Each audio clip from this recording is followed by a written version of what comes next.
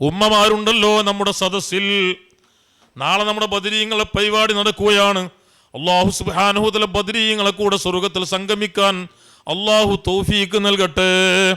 എൻ്റെ സഹോദരിമാരെ, പരിശുദ്ധ റമളാൻ കഴിഞ്ഞാൽ ശവ്വാലാണ് വരുന്നത്. കുട്ടികളെ മദ്രസയിൽ ചേർക്കേണ്ട സമയമാണ്, ദർസുകളിൽ ചേർക്കേണ്ട സമയമാണ്. ഇന്ന് പല രക്ഷിതാക്കളും മരണപ്പെടുന്നത് അത് കുട്ടികളുടെ കരങ്ങളാലാണെന്ന ദുഃഖസത്യം നിങ്ങളൊക്കെ മനസ്സിലാക്കിയിട്ടുണ്ട്, വാർത്തകൾ വായിക്കുന്നുണ്ട്. അതേ വിഷമിച്ചുകൊണ്ട് പെറ്റതായിരിക്കുന്ന പ്രസവിക്കപ്പെട്ടതായിരുന്ന കുട്ടികൾ അവരുടെ വാളിനിരയായിക്കൊണ്ടാണ്, കത്തിക്കിരയായിക്കൊണ്ടാണ് പല രക്ഷിതാക്കളും മരണപ്പെടുന്നത്. പടച്ചറബ് കാക്കട്ടെ. ഉമ്മമാരെ, രക്ഷിതാക്കളെ എനിക്ക് ഓർമ്മപ്പെടുത്താനുള്ളത്, നമ്മുടെ മക്കൾ എല്ലാ ആളുകളും അധ്വാനിക്കുന്ന സമയത്ത് പറയാറെന്താണ്? ഭയങ്കര അധ്വാനീകരണം. എന്തിനാ നിങ്ങൾ ഇങ്ങനെ അധ്വാനിക്കുന്നു? നിന്റെ കുടുംബം മാറ്റേണ്ടത് എന്നൊരു ഓവർ ടൈം പണിയെടുത്തുകൊണ്ട് ഗൾഫ് നാടുകൾ ജോലി ചെയ്യുന്നവരുണ്ട്. അവർക്കും പറയാനുള്ളത് എൻ്റെ മക്കളെ പോറ്റണ്ടേ എന്നാണ്. മക്കളെ പോറ്റണം, പക്ഷേ മക്കളെ വളർത്തണം. ആ മക്കൾ നമുക്ക് അനുകൂലമാവണം, നമുക്ക് എതിരാവാൻ പാടില്ല. ഒന്ന് രണ്ട് കാര്യങ്ങൾ ഞാൻ ഓർമ്മപ്പെടുത്തുകയാണ്. നമ്മുടെ മക്കൾ നമുക്ക് അനുകൂലമായി കിട്ടണമെങ്കിൽ, ആത്മീയമായ രൂപത്തിൽ വളർന്നു വരണമെങ്കിൽ, നമുക്ക് സന്തോഷമുള്ള ജീവിതം അവർ നയിക്കണമെങ്കിൽ മാതാപിതാക്കൾ ശ്രദ്ധിക്കേണ്ട ഒന്നാമത്തെ കാര്യം, അവർക്ക് വേണ്ടി ദുആ ചെയ്യണം. എപ്പോഴും ദുആ ചെയ്യണം. വല്ലദീന യഖൂലൂന റബ്ബനാ ഹബ് ലനാ മിൻ അസ്വാജിനാ വദുർരിയ്യാതിനാ ഖുർറത അയ്യുനിൻ വജഅൽനാ ലിൽ മുത്തഖീന ഇമാമാ. നല്ല ആളുകൾ ആരാണ്? എപ്പോഴും മക്കൾക്ക് വേണ്ടി എൻ്റെ കുട്ടീനെ നന്നായി കിട്ടണം, എൻ്റെ മക്കളെ നന്നാക്കണേ എന്ന് 5 വക്ത് നിസ്കാരങ്ങൾക്ക് ശേഷം ദുആ ചെയ്യുന്നവരാണ്. അതേ എപ്പോഴാണ് ദുആ ചെയ്യുന്നതെങ്കിൽ ആഖിബത്ത് നന്നാവാൻ വേണ്ടി ദുആ ചെയ്യുന്നതിന് പുറമെ മക്കൾ നന്നാവാൻ വേണ്ടി ദുആ ചെയ്യണം. ഉസ്താദുമാരെ കൊണ്ട് ദുആ ചെയ്യിപ്പിക്കണം, സാദാത്തുക്കളെ കൊണ്ട് ദുആ ചെയ്യിപ്പിക്കണം. അതല്ലേ മഹാനായ ഇമാം ഗസ്സാലി റഹ്മത്തുള്ളാഹി അലൈഹി അവരുടെ ഉപ്പ എപ്പോഴും പറയും, ആരെ കണ്ടാലും എനിക്ക് നല്ലൊരു കർമ്മശാസ്ത്ര പണ്ഡിതനായിരിക്കുന്ന നല്ലൊരു മകനെ പടച്ചോനജി തരണേ. എല്ലാ സമയത്തും ദുആ ചെയ്യും. ഉസ്താദുമാരെ കണ്ട് ദുആ ചെയ്യിപ്പിക്കാറുണ്ടായിരുന്നു, സയ്യിദന്മാരെ കണ്ട് ദുആ ചെയ്യിപ്പിക്കാറുണ്ടായിരുന്നു. ഇങ്ങനെ ദുആ ചെയ്യിപ്പിച്ചത് കൊണ്ട് ഇമാം ഗസ്സാലി തങ്ങളെ ഉപ്പക്ക് 2 മക്കളെ കൊടുത്തു. ഒന്ന് മുഹമ്മദ് ബിൻ മുഹമ്മദ് അൽ ഗസ്സാലി റഹ്മത്തുള്ളാഹി അലൈഹി, മറ്റൊന്ന് അഹ്മദ് അൽ ഗസ്സാലി. ഒരാൾ വലിയ പ്രാസംഗികനാണ്, മറ്റൊരാൾ സൂഫിയാണ്, കർമ്മശാസ്ത്ര പണ്ഡിതനാണ്. ദുആ കൊണ്ട് ലഭിച്ചതാണ്.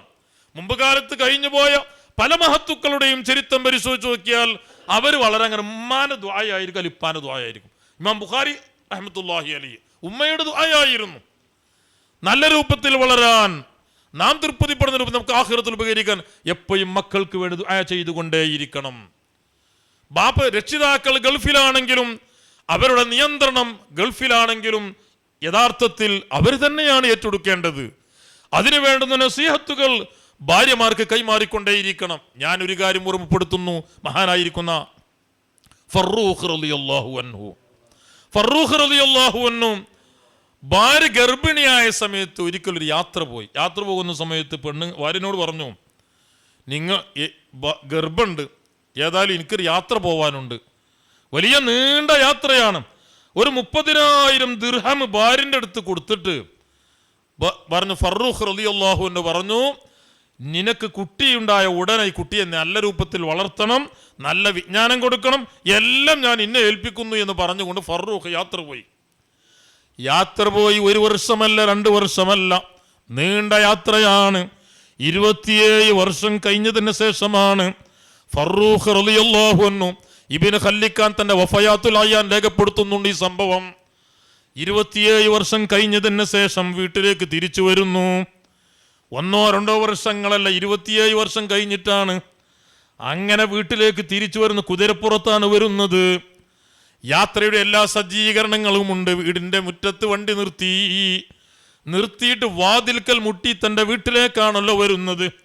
കുറെ മുട്ടിയപ്പോൾ അതാ വാതിൽ തുറക്കുന്നൊരു ചെറുപ്പക്കാരൻ അറിയില്ല വന്നതാരാണ്. വാതിൽ തുറന്നപ്പോൾ ചെറുപ്പക്കാരൻ ഈ മനുഷ്യനെ തടഞ്ഞു, ഫറൂഖ് റളിയല്ലാഹു അൻഹു തടഞ്ഞു. തടഞ്ഞപ്പോൾ ഫറൂഖ് പറഞ്ഞു, ഇത് എൻ്റെ വീടാണ്, എന്താണ് തടയുന്നത്? അപ്പോൾ ഈ ചെറുപ്പക്കാരൻ പറഞ്ഞു, നിങ്ങളെ വീടോ? ഏതോ ഒരാൾ വന്നിട്ട് എൻ്റെ വീടാണെന്ന് പറഞ്ഞാൽ കടക്കാൻ സമ്മതിക്കൂല എന്ന് പറഞ്ഞു. ഫറൂഖ് പറഞ്ഞു, ഞാൻ ഈ വീട്ടിലെ രക്ഷിതാവാണ്, ഞാൻ ഈ വീട്ടിലെ പിതാവാണ്. ഏത് പിതാവ്? പരിചയമില്ലല്ലോ, 27 വർഷങ്ങൾക്ക് മുമ്പ് പോയതല്ലേ. പക്ഷെ ഇവിടെയുള്ള ചെറുപ്പക്കാർ 26 വയസ്സായിട്ടുണ്ട്, അപ്പയാണ് തിരിച്ചു വരുന്നത്. ഇങ്ങനെ വല്ലാത്ത ബഹളം. കാരണം ഏതെങ്കിലും ആൾ പരമ്മ വീട്ടിനുള്ളിലുണ്ട്. സ്ത്രീകൾ വീട്ടിലേക്ക് ആരെങ്കിലും വന്നാൽ നമ്മൾ കയറ്റൂല. ബാപ്പയാണെന്ന് പറഞ്ഞാൽ കയറ്റൂല. ബാപ്പയാണെന്ന് പറഞ്ഞാലും കയറ്റൂല. അങ്ങനെ വല്ലാതെ ബഹളം ഉണ്ടാക്കിയപ്പോൾ ഭാര്യ അടുക്കളയിൽ നിന്ന് വന്നു. ഭാര്യ പറഞ്ഞു, ഒച്ചപ്പാടുണ്ടാക്കണ്ട, അത് സംഗതി എൻ്റെ ഭർത്താവാണ്, മോനെ അത് നിന്റെ വാപ്പയാണ്. അല്ല, ഇതാണ് പറഞ്ഞ പാട്. മകന് യതീമായി വളർന്ന മകനാണ്, 26 വയസ്സായിട്ടുണ്ട്. ബാപ്പയാണെന്നറിഞ്ഞപ്പോൾ അതേ ഉമ്മയാണല്ലോ പറഞ്ഞത്, സ്വന്തം പിതാവാണ്, യാത്ര പോയതാണ്, വർഷങ്ങൾക്ക് മുമ്പ് യാത്ര പോയതാണ്. മദീനയിലാണ് സംഭവം നടക്കുന്നത്. വീട്ടിലെത്തിയപ്പോൾ രണ്ടുപേരും ചുംബിച്ച് ആലിംഗനം ചെയ്തു. അങ്ങനെ തുരുതുരാ ചുംബനം തന്നെ. വർഷങ്ങൾക്ക് ശേഷമാണല്ലോ കാണുന്നത്. മകനാണെങ്കിലോ തീരെ ബാപ്പയെ കണ്ടിട്ടില്ല, ബാപ്പയാണെങ്കിലോ മകനെ കണ്ടിട്ടില്ല. ഇങ്ങനെ എല്ലാം കഴിഞ്ഞതിൻ്റെ ശേഷം ബാപ്പ ഉള്ളിക്ക് പോയി, മകൻ പുറത്തേക്കും പോയി. ബാപ്പ ഭാര്യയെ കണ്ടു. ഭാര്യയെ കണ്ടിട്ട് ചോദിക്കാണ്, ഞാനൊരു 30,000 ദിർഹം തന്നിരുന്നല്ലോ, അതെവിടെ? അപ്പൊ പെണ്ണുങ്ങൾ പറഞ്ഞു, നിങ്ങളെ 30,000 ദിർഹം എത്ര കൊല്ലായി നിങ്ങൾ ഇവിടുന്ന് പോയിട്ട്? ഏതായാലും ഒരു യാത്ര കഴിഞ്ഞ് വന്നതല്ല. യാത്രക്കാർക്കൊരു അതബുണ്ട്. യാത്ര കഴിഞ്ഞ് വന്നാൽ നേരെ വീട്ടിലേക്കല്ല വരേണ്ടത്, നേരെ പള്ളിക്കാണ് വരേണ്ടത്. നിങ്ങൾ പള്ളിയിൽ പോയി 2 റക്അത്ത് നിസ്കരിച്ചിട്ടൊക്കെ നല്ല കുളിച്ചൊക്കെ ഫ്രഷായി ഇങ്ങോട്ട് വരികയായിരുന്നു. മഹാനായ ഫറൂഖ് റളിയല്ലാഹു അൻഹു നേരെ പള്ളിയിലേക്ക് ചെന്നു. മദീന പള്ളിയിലേക്ക്, മസ്ജിദ് നബവിയിലേക്ക് ചെന്നിട്ട് കുളിച്ച് ഫ്രഷായി 2 റക്അത്ത് വുളൂ ചെയ്ത് 2 റക്അത്ത് നിസ്കരിച്ചപ്പോൾ സുബ്ഹാനല്ലാഹ്, വലിയ ദർസ് നടക്കുന്നുണ്ട് അവിടെ. മദീനത്തെ പള്ളിയിലാണ് നടക്കുന്നത്. വലിയ മജ്ലിസ് കണ്ടപ്പോൾ ആയിരക്കണക്കിന് ആളുകൾ പങ്കെടുക്കുന്ന മജ്ലിസാണ്, ദർസാണ്. വലിയ ദർസ് തന്നെ. അറിയപ്പെട്ട 4 ഇമാം അൽ-അഇമ്മത്തുൽ അർബഅ എന്ന പേരിൽ അറിയപ്പെടുന്ന 4 ഇമാമിയങ്ങളിൽ പ്രമുഖനായ സയ്യിദുനാ മാലിക് റളിയല്ലാഹു അൻഹു അവിടെ ശിഷ്യനായി ആ മജ്ലിസിലുണ്ട്, അവിടുത്തെ സദസ്സിലുണ്ട്. മാലിക് ഇമാം, ഷാഫി ഇമാം എൻ്റെ ഉസ്താദാണ് മാലിക് ഇമാം. അഹ്മദ് ബിൻ ഹംബൽ റളിയല്ലാഹു അൻഹു ഉസ്താദിന്റെ ഉസ്താദാണ് മാലിക് ഇമാം.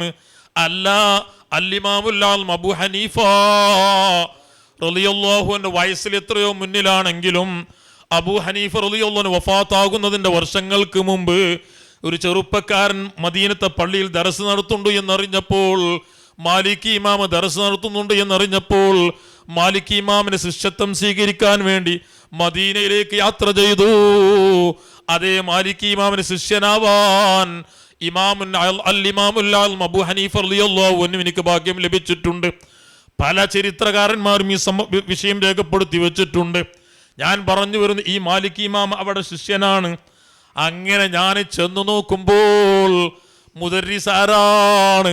നേരത്തെ ഞാനുമായി ശണ്ട കൂടിയ വ്യക്തിയില്ലേ, എൻ്റെ മകനാണെന്ന് പരിചയപ്പെടുത്തപ്പെട്ട കുട്ടിയില്ലേ, ആ കുട്ടിയാണ് അവിടുത്തെ മുദർരിസ്. 26 വയസ്സ് മാത്രമുള്ള ചെറുപ്പക്കാരനാണ് ദർസ് നടത്തുന്നത്.